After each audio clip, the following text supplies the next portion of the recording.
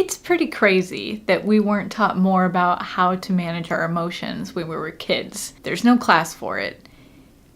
And I'm pretty sure that there should be. Emotions are the essential thing that gives us the experience of being us.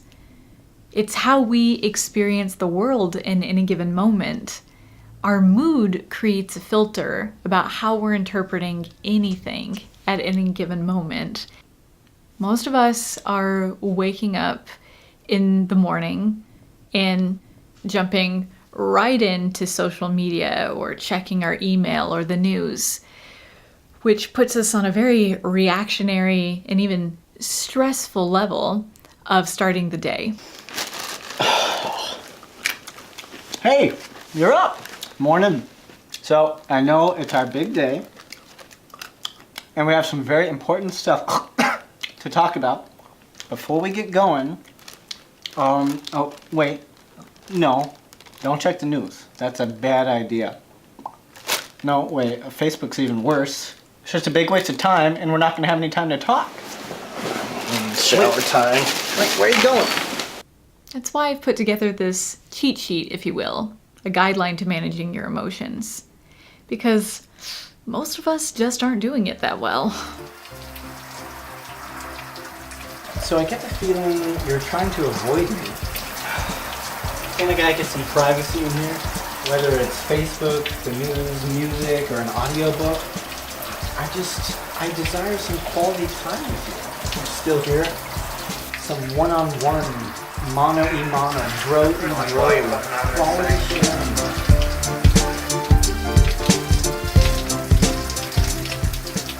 I think it's pretty important to be able to learn how to be able to change your mood, how to be able to get control over your feelings. It seems like it would be important to know where they come from, meaning why they happen.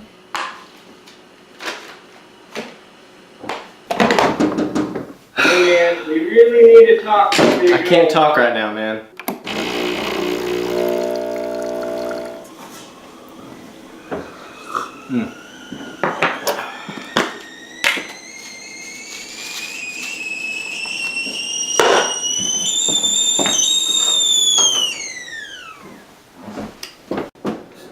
Hey, I shouldn't you can't have talk coffee right now, before man. you- Coffee is not breakfast. Don't ignore I'm me. getting a call.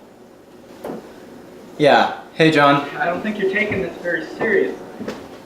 Are you kidding me? Remember our blood sugar. John, just tell them, John, that if they don't find a solution by Friday, we're cutting their funding. Yeah? Yeah, I know. I don't care how long they've been our partners. You need to be a big boy and take care of this. Yeah. Not the espresso Yeah, too. whatever.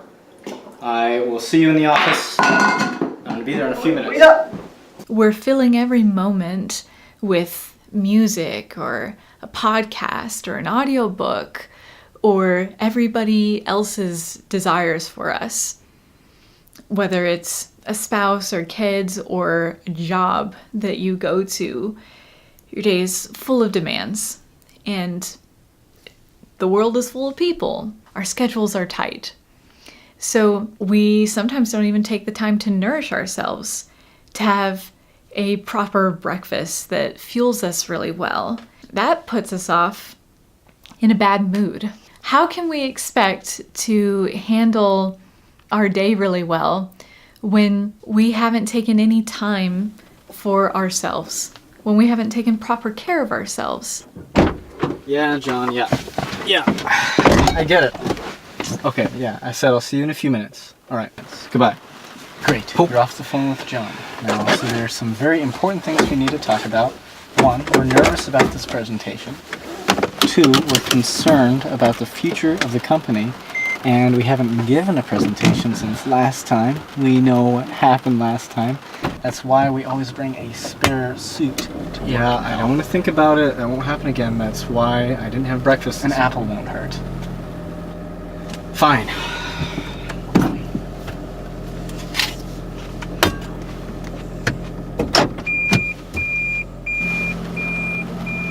When we don't take time for ourselves, When we don't take care of ourselves properly, we experience dysfunction in one way or another. It could be that we get moody and we say things that we wish we hadn't. Okay, so I've come up with this list of optimization techniques to dig this company out of the hole that we have gotten ourselves into.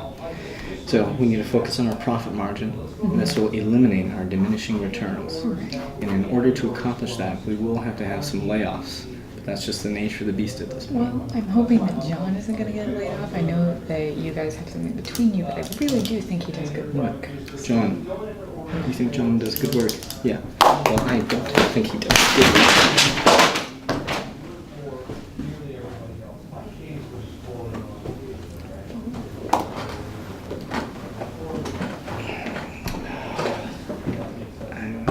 I'm sorry. But not really. Even a panic attack that overtakes us. Yeah, question? No, that's a stupid question. You? No. None of you get this. I mean, I told you that this is where we need to focus our attention. That amount right there. But, and what this means is, it means, like I said before,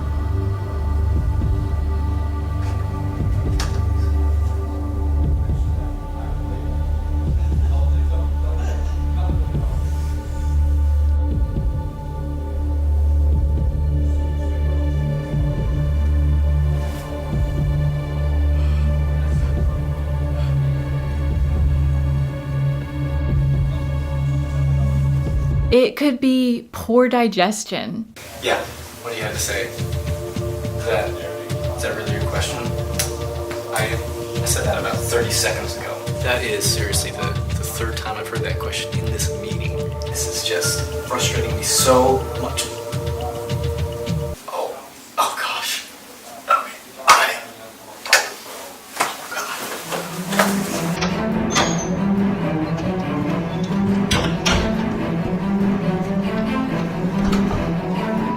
Even heartburn or all kinds of things that have to do with stress.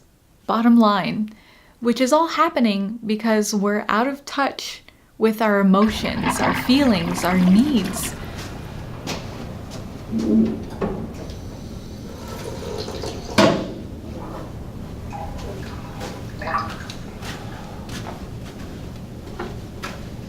To-do lists have stacked up in the back of our mind.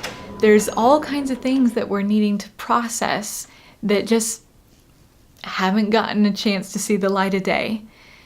See, the thing is, when you put your emotions off, when you put off dealing with your feelings, or taking care of your needs, taking care of your physical health, it becomes a more and more daunting task. It's kind of like if you haven't been cleaning a room and it looks like a hoarder's nest in there, and you know it's just going to be a really, really giant big deal in order to begin to organize it and take care of it. That's how it feels the longer you go without checking in with yourself, without doing certain things to take care of your physical and mental, emotional health and well-being. What happens? Well, we go home after a long day of work and we immediately Netflix and chill or spend our time with other people or just being constantly active and busy. And there isn't a thinking time, a thinking place, a time for self-connection.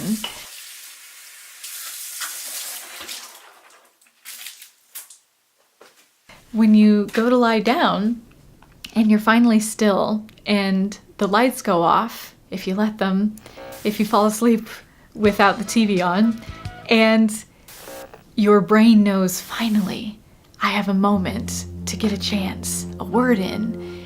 And so what starts to happen? It begins bombarding you with all these things that you haven't taken care of. The to-dos that you haven't put on your calendar, the things that you haven't talked with yourself about in days, weeks, maybe even years. That's what causes people to toss and turn at night. That's what can cause insomnia. That's what can cause crazy, disturbing, and repetitive dreams, even nightmares. That's what causes people to have early awakening.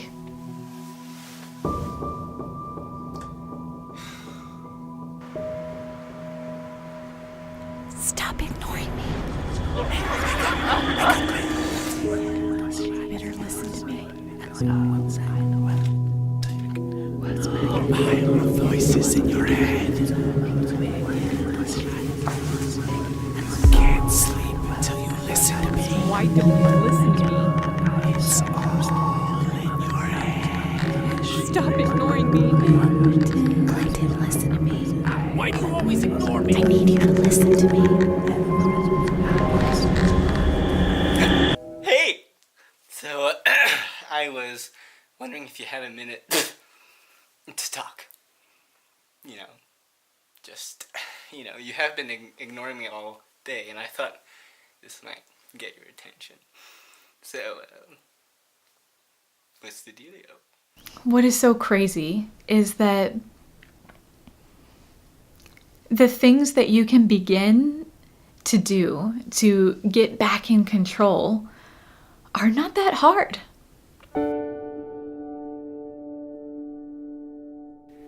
We're just dealing with so many feelings, and I'm not getting any help from you.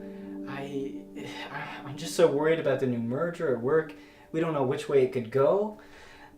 Taxes are due soon. We don't know how to do taxes. We don't even know what a W-2 is. I still really miss Christina, and we never really dealt with those feelings. There's just so many problems assailing us all at once, and I need your help. I'm sorry, buddy. I have been neglecting our relationship, but I don't want to anymore. There is a lot of stuff we need to deal with, and I want us to commit to checking in with each other regularly so we can really deal with this stuff and move forward. And I'm excited for it. Yeah, me too. Or, like me, I not only had bad dreams, I woke up with morning nausea, and I had no idea that that was because I was in a state of fight or flight, meaning a perpetual state of stress. These symptoms started to happen after my sister died from a drunk driver. I was a freshman in college. Bethany, my sister, we were very close. And I handled her death by being really busy. I was really afraid to confront my feelings about her passing. My anger, my sadness, the existential questions I had about life, about God. Whew. So I thought that if I didn't take any time to think about those things, that meant I wouldn't have to feel those things. That was wrong. Those things were playing in the back of my mind, and they disturbed my sleep.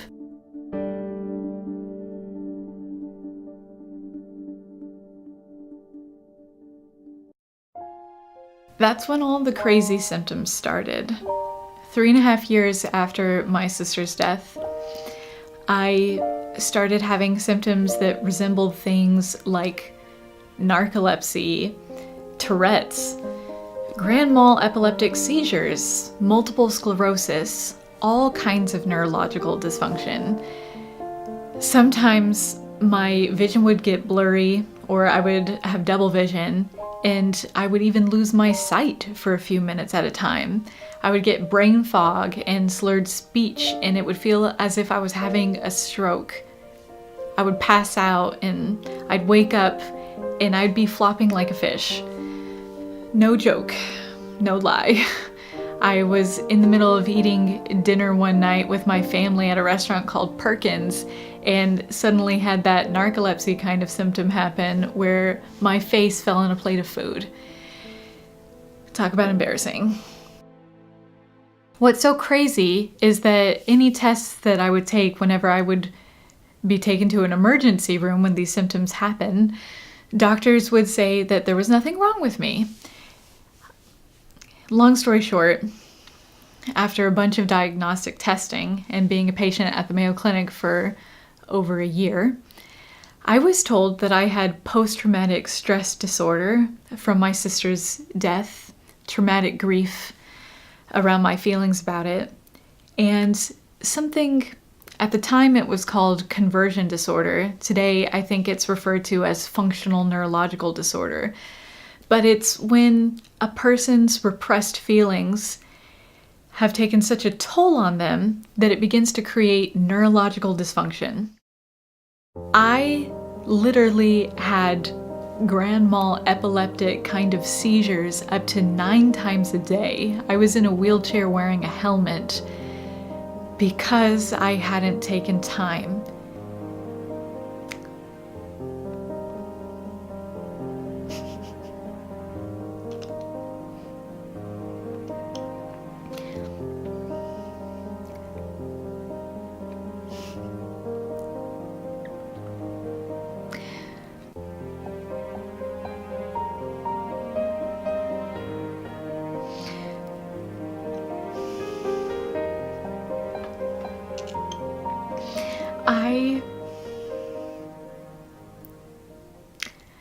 I got sick because I didn't take time for myself, because I wouldn't be honest about how I was feeling. I wouldn't be honest with myself because of how I was feeling, because I was afraid that if I allowed myself to feel those deep, dark, scary, sad, angry feelings, that I might get stuck in them, that they might be like an abyss that I could never crawl out of. I didn't want to be a depressed, angry person. So when people ask me, Kristen, how are you doing?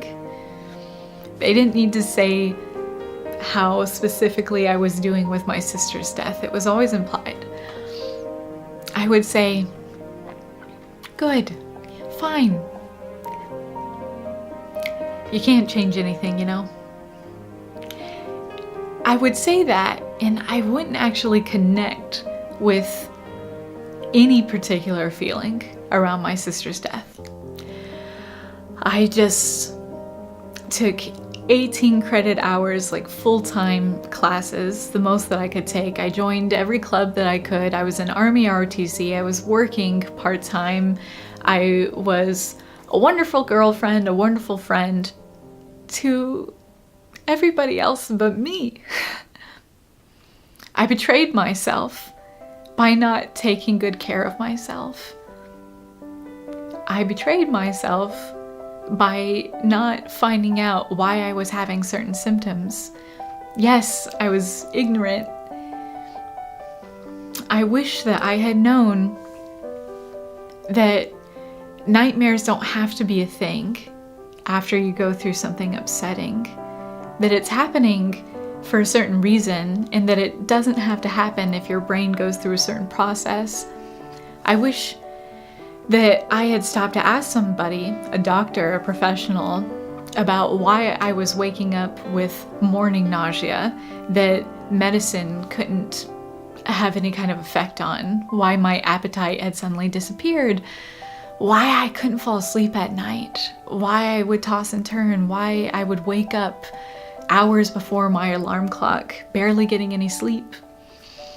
Early awakening. I had no idea that even though I was putting on a chipper face and being high functioning, still extremely productive, that I had a cluster of symptoms that are under the diagnosis of major depressive disorder and general anxiety disorder.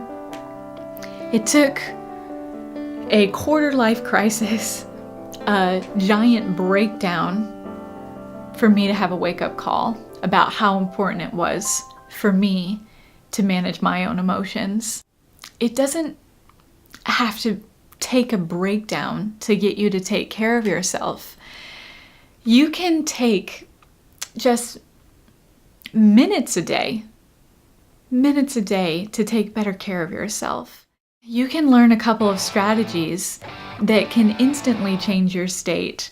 You can practice them, and they can work for you whenever you need them to.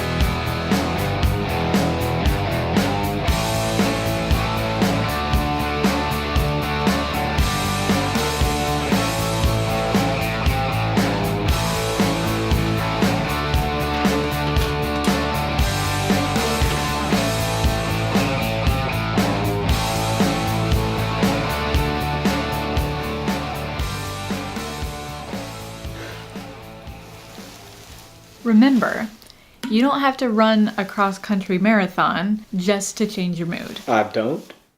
All you really need to do is get your heart rate up for just 2 to 5 minutes to effectively change your mood. That's it? Yes. So here you go. A cheat sheet to managing your emotions. We're going to talk about the ABCs to managing your emotions because we weren't taught this when we were children, learning the other ABCs. A stands for activity. Animals, when they go through something stressful, let's say a deer survives a hunt, what a deer would do is shake it off, like a Taylor Swift song or Florence and the Machine, whatever your taste is. The reason why an animal would shake and run and then get a drink of water is because when their heart rate goes up, the adrenaline and cortisol that's been like coursing throughout their system gets a chance to turn into endorphins, and they literally run it off, like your PE coach might have told you to do. And yet, we usually have only heard our coach ever tell that to us. Our parents didn't teach us. Teachers, it's just really not that acceptable, I guess, for humans to take the time to change their physical state in order to change their emotional state. It became a lost art among our species, us as mammals, and yet it's essential to being able to change your mood, your physicality, your posture, your stance, how you're breathing matters in order to help you think and feel differently. I don't know if you've seen it, but there's a really great TED Talk out there by a lady named Amy Cuddy, and it's about power posing. I dare you to watch it. It's a pretty good one, and it will just reinforce everything that I'm saying here. I'm going to teach you some specific physical actions to take that can really quickly, very powerfully change your state. You want to be able to get your heart rate up for 2 to 5 minutes. If you're alone or if you have the freedom to move to excuse yourself somewhere, do jumping jacks, do push-ups, do wall push-ups if you have to. Take a walk, take a jog, go up and down some stairs. If you have gotten triggered into an intense state of anxiety, anger, even sadness, that's probably the hardest one to move out of because it feels kind of draining and like sinking in. But the quickest way you're going to be able to think clearly, to be able to have a good, productive conversation with yourself or someone else, to be able to not act in a way that you would regret, you have to be able to change your state. You have to be able to get your heart rate up for about 2 to 5 minutes. If that's not an option to you, let's say you're on a plane or you're in a boardroom meeting and just any place that you can't excuse yourself, I encourage you to practice this, what I'm about to show you. That way, it's extremely easy, quick, and powerful the moment that you would need it in public. Here it goes. The B. If you're ever in a situation where you're confined and can't really get up to go work out in order to help change your state, something that you can practice doing so that it works when you're in public, hold your breath for 10 seconds and clench every muscle in your body from your head to your toes. I mean, furrow your eyebrows, clench your jaw, your teeth together, curl your toes, ball your fists, contract every muscle you can, the sphincter in your butt. I mean, do it all. Give it everything you got. Hold your breath for 10 seconds. And then let all that air out.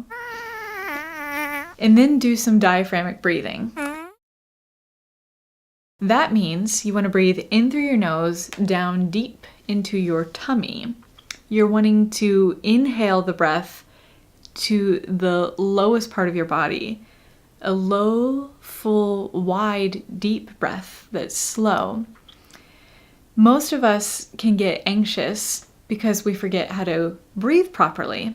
If we're inhaling in the upper half of our body, in our chest, we're not getting as much oxygen. So you want to inhale down in your belly area. You want to inhale to at least the count of 4, and you want to hold it for maybe 2 seconds or so, and then you want your exhale to go out from your mouth in order to help you release tension in your jawline. And you want your exhale to be twice as slow as your inhale. So you want to exhale to the count of at least 6 or 8.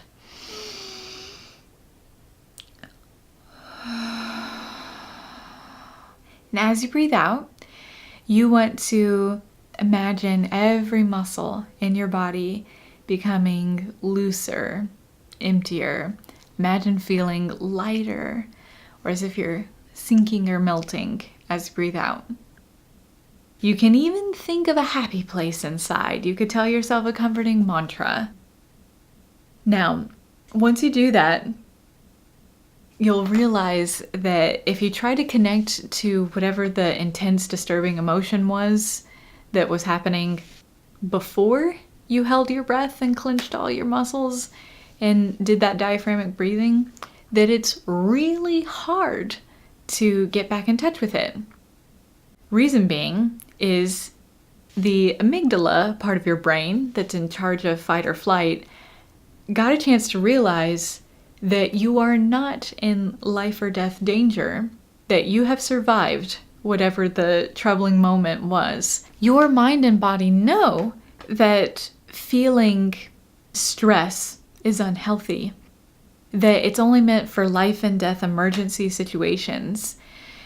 So your body just doesn't want to put the effort into getting stressed again. It wants to keep doing the diaphragmatic breathing and feeling relaxed. It's an instant juxtaposition, an instant dichotomy. And your body just kind of wants to keep with the flow state.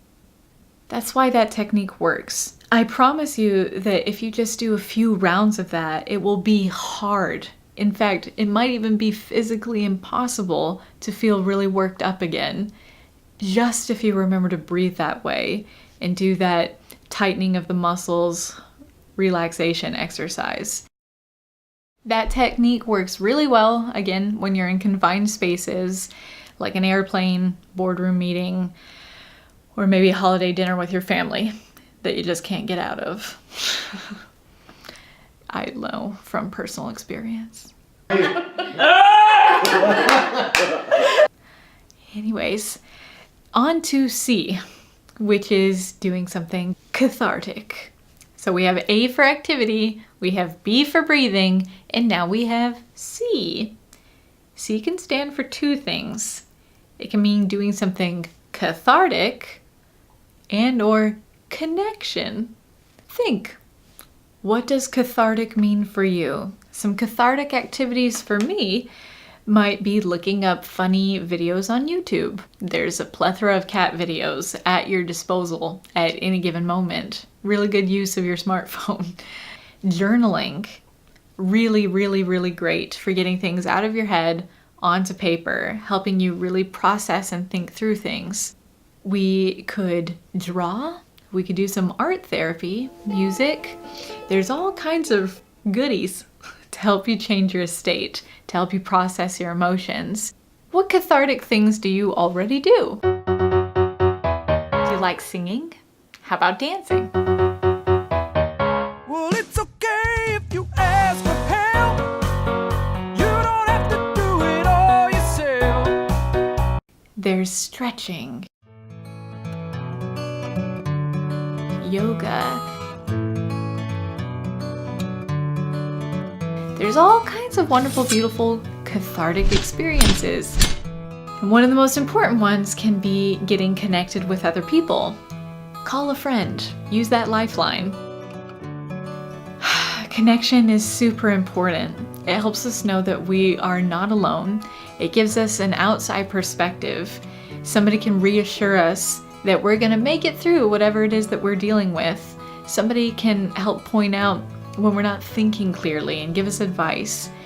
It's super important to have close, healthy, strong connections in your life. If you take nothing else from this guideline to managing emotions, I hope that you remember how essential it is to let other people into your life. Breathing is important too. You're not going to want to forget that. Anyway.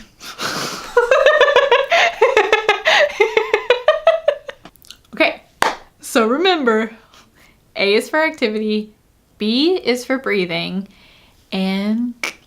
Oh, that's a weird noise. Okay. Don't know what that noise was.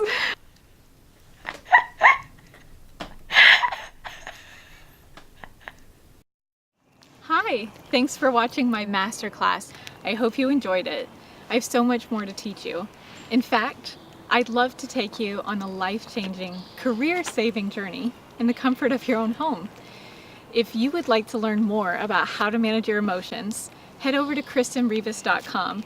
I've put together a video course just for you. I promise you won't be disappointed. It's really fun. Check it out.